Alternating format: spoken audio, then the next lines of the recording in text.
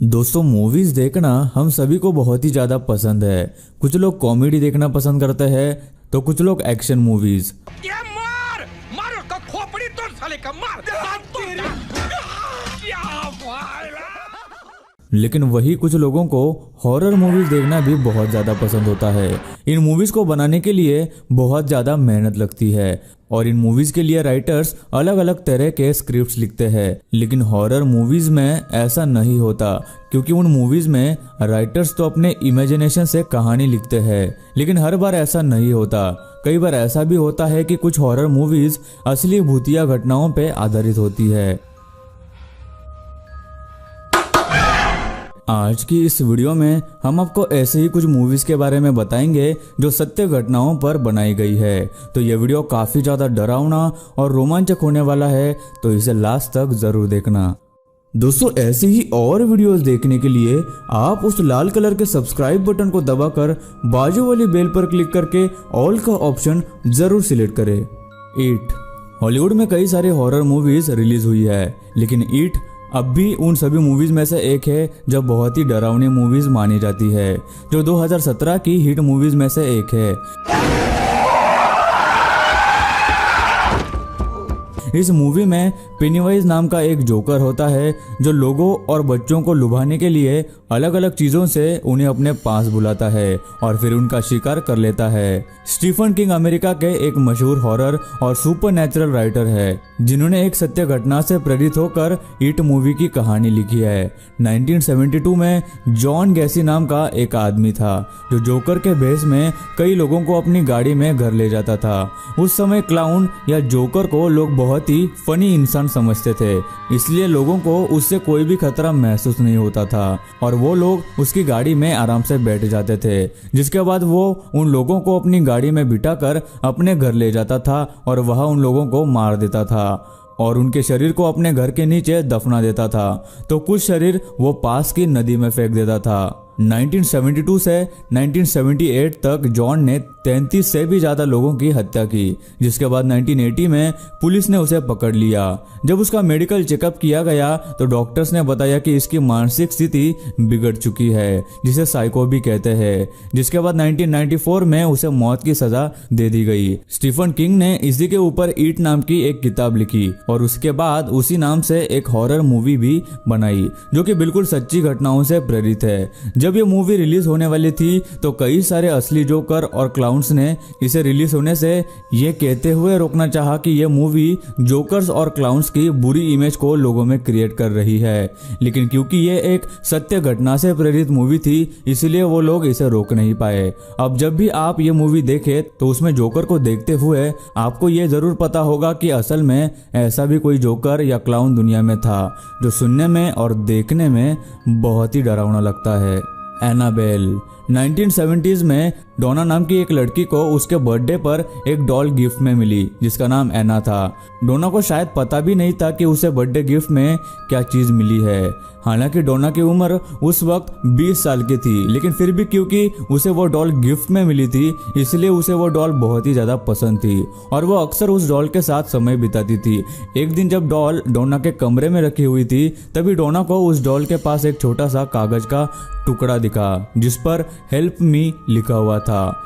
डोना को यह बात काफी अजीब लगी। उसे लगा कि कोई उसके घर में घुसकर ऐसी कोई शरारत कर रहा है, इसलिए एक दिन उसने अपने घर के दरवाजे और खिड़कियों पर छोटी सी टेप लगा दी जो किसी को दिखाई न दे। लेकिन अगर कोई दरवाजा या खिड़की खोलता है तो वो टेप निकल जाएगी, जिससे उसे पता चलेगा कि कोई तो है जो उसके घर में चुपके से आ रहा है। लेकिन दूसरे दिन वो टेप बिल्कुल वैसी की वैसी ही थी, यानी कि दरवाजा किसी ने नहीं खुला था। पहले जैसा एक और कागज का टुकड़ा उस डॉल के पास मिला जिस पर वापस से प्लीज हेल्प मी ऐसा लिखा हुआ था। जिसके बाद उस घर में और भी कई अजीब चीजें होने लगी। कई बार अजीब आवाजें सुनाई देने लगी। कई बार खिड़की और दरवाजे अपने आप खुलने और बंद होने लगते। इसके बाद उस डॉल को उस घर में कई जगहों पर देखा जाने लगा। जिसके बाद डोना ने पैरानॉर्मल एक्सपर्ट एड और लॉरेन को अपने घर बुलाया। उन्होंने डॉल को काफी देर तक देखा और समझने की कोशिश की। उन दोनों ने डोना से कहा कि इस डॉल पर शैतान का कब्जा है। जिसके बाद डोना ने एक जादू करने वाले को बुलाया और उन सब ने मिलकर यह फैसला किया कि इस डॉल को किसी म्यूजियम में रखा जाए। अगर आपने एनाबेल मूवी देखी होगी तो आपको पता होगा कि उस मूवी के शुरुआत में यह जरूर लिखा हुआ होता है कि यह मूवी सत्य घटना से प्रेरित है। ये डॉल दिखने में भले ही एनाबेल मूवी वाली डॉल से थोड़ी अलग दिखती हो, लेकिन वो डॉल बिल्कुल असली है। Robert the doll. एनाबेल इकलौती ऐसी डॉल नहीं है जिस पर मूवी बनी। रॉबर्ट यूजिन नाम के एक बच्चे को उसके घर काम करने वाली मेड ने एक डॉल गिफ्ट की। यूजिन ने उस डॉल का नाम भी रॉबर्ट रखा।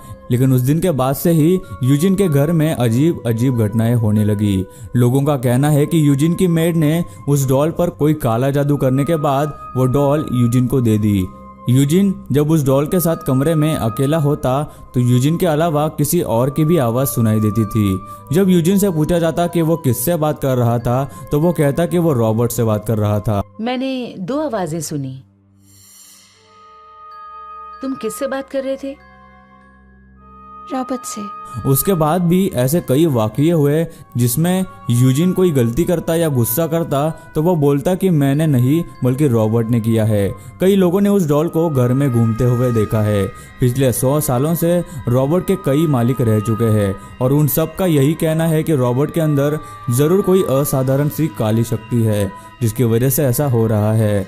जिसके बाद उस डॉल को मार्टेलो के एक म्यूजियम में रखा गया है। उस म्यूजियम में जब भी कोई रॉबर्ट के बहुत पास आकर फोटो लेने की कोशिश करता है तो उसके मोबाइल या कैमरे में कोई ना कोई खराबी आ जाती है। रॉबर्ट द डॉल पर एक मूवी भी बनी है जिसका नाम the curse of Robert the doll था। ये मूवी पूरी तरह से रॉबर्ट डॉल पर बनी है जो सत्य घटनाओं से प्रेरित है। Deliver us from evil. अभी हम आपको जिस आदमी के बारे में बताने वाले हैं वो एक पुलिस ऑफिसर था जिस पर एक मूवी भी बनाई गई है जिसका नाम डिलीवर अस फ्रॉम एविल है। रैल्फ सार्ची नाम का एक पुलिस ऑफिसर था जिसका कहना है कि उसने अपने कई सालों की सर्विस में ऐसे कई हादसे और घटनाएं देखी है जो उनके समझ के परे थी। उनका यह मानना था कि ये कोई पैरानॉर्मल एक्टिविटी है। क्योंकि रैल्फ एक पुलिस ऑफिसर था इसलिए उसने शुरुआत में इन सब बातों को अनसुना कर दिया और इन पर ज्यादा ध्यान नहीं दिया। लेकिन जब रैल्फ के सामने ऐसी कई सारी घटनाएं आई तो वो इस सोच में पड़ गए कि क्या वाकई में पैरानॉर्मल एक्टिविटी जैसी कोई चीज होती है। आखिरकार रैल्फ ने यह पता लगाने के लिए अपनी पुलिस ऑफिसर की नौकरी छोड़ी और एक प्रीस्ट के असिस्टेंट बन गए और पैरानॉर्मल एक्टिविटीज पर रिसर्च करने लगा। और रैल्फ आज पैरानॉर्मल एक्टिविटीज पर यकीन भी करता है। रैल्फ का कहना है कि मेरी इस लाइफ पर बनी यह फिल्म देखने में जितनी डरावनी है मैंने हकीकत में उससे भी डरावनी चीजें देखी है। उनका कहना है कि इस मूवी का अक्सर हिस्सा उनके लाइफ में गुजरे हुए हादसे हैं जिनमें कई सारे पैरानॉर्मल एक्टिविटीज और इंसिडेंट्स है। रैल्फ ने एक बुक लिखी है जिसका नाम बीवेयर द नाइट्स है जिसमें रैल्फ ने उनके साथ हुए हादसों और एक्सपीरियंस को लिखा है। 3096 डेज।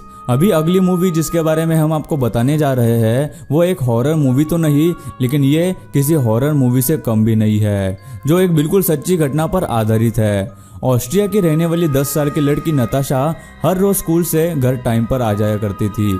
लेकिन 2 मार्च 1998 में वो स्कूल से आने के लिए काफी लेट हो गई थी। जिसके बाद उसकी माँ ने स्कूल जाकर पता किया तो वहाँ नताशा की माँ को पता चला कि वो आज स्कूल आई ही नहीं थी। उसके दोस्तों से पूछने पर पता चला कि उसके एक फ्रेंड ने उसे स्कूल आते वक्त एक व्हाइट कलर की वैन में देखा था। नताशा की माँ ने फौरन पुलिस को कांटेक्ट किया और पुलिस तुरंत ही नताशा को ढूंढने लगी। कई दिन गुजरे लेकिन पुलिस के हाथ कुछ नहीं आया। दरअसल नताशा को एक आदमी ने व्हाइट कलर की वैन में किडनैप करके अपने घर के एक अलग हिस्से में रखा था जो सिर्फ 5 स्क्वायर मीटर्स था जिसमें कोई भी खिड़की नहीं थी। उस कमरे में सिर्फ एक टेबल, कुर्सी, बिस्तर, लाइट, फैन, टॉयलेट और एक वॉश बेसिन था। वो आदमी कई दिनों के बाद नताशा को कुछ देर चलने के लिए उस कमरे से बाहर निकालता। एक दिन नताशा वहां से भाग निकली। इसमें सबसे डराने वाली और भयानक बात तो यह है कि उस आदमी ने नताशा को उस छोटे से कमरे में 3096 दिनों तक रखा था जो तकरीबन 8.5 साल तक होते हैं।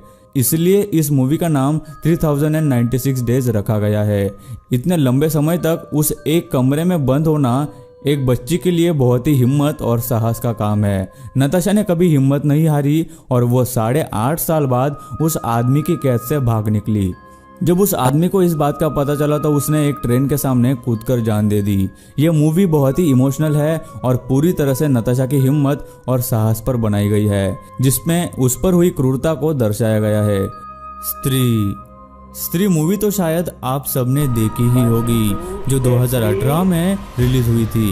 ये मूवी उस साल की सबसे सफल और सबसे हॉरर फिल्मों में से एक थी। अब आप सोच रहे होंगे कि इस मूवी का नाम इस लिस्ट में क्यों है। वो इसलिए क्योंकि ये मूवी भी सत्य घटनाओं पर आधारित है। लोगों का कहना है कि कई साल पहले बेंगलोर के एक गांव में रात को एक चुड़ैल आया करती थी और किसी के भी घर के बाहर से घर के अंदर के आदमी को आवाज देती थी, और वो चुड़ैल उस आदमी को किसी पहचान वाले या फैमिली मेंबर की आवाज में उसे आवाज देती थी, जो परिवार का सदस्य उस वक्त घर पर नहीं होता था। जिसके बाद दरवाजा खोलने पर वो चुड़ैल उस आदमी को मार देती थी। जिसके बाद वहां के लोगों ने घरों के दरवाजों पर नालेबार लिखना शुरू किया, जिसका मतलब कन्नड़ भाषा में कल आना ऐसा होता है। लोगों का ऐसा कहना है कि ऐसा लिखने पर वो चुड़ैल उन घरों पर नहीं जाती जिस पर नालेबार लिखा हुआ होता था। कई सालों बाद ये कहानी लोग भूल गए होंगे, लेकिन उस गांव में आज भी कई घरों के बाहर लोग नालेबार लिखते हैं। भले ही आपको ये कहानी सच लगे या न लगे, लेकिन बेंगलोर के गांव के लोग आज भी इस बात पर विश्वास करते हैं। सो गाइज, आपको इनमें से कौन सी मूवी सबसे ज्यादा डरावनी लगी, हमें नीचे कमेंट करके जरूर बताना। दोस्तों, वीडियो अच्छी लगी हो तो लाइक कर दो। वीडियो के नीचे लाल बटन है, उस पर क्लिक करके सब्सक्राइब कर दो और बाजू वाली बेल को क्लिक करके ऑल वाले ऑप्शन को सिलेक्ट कर दो। प्लीज सब्सक्राइब करना ना भूलना।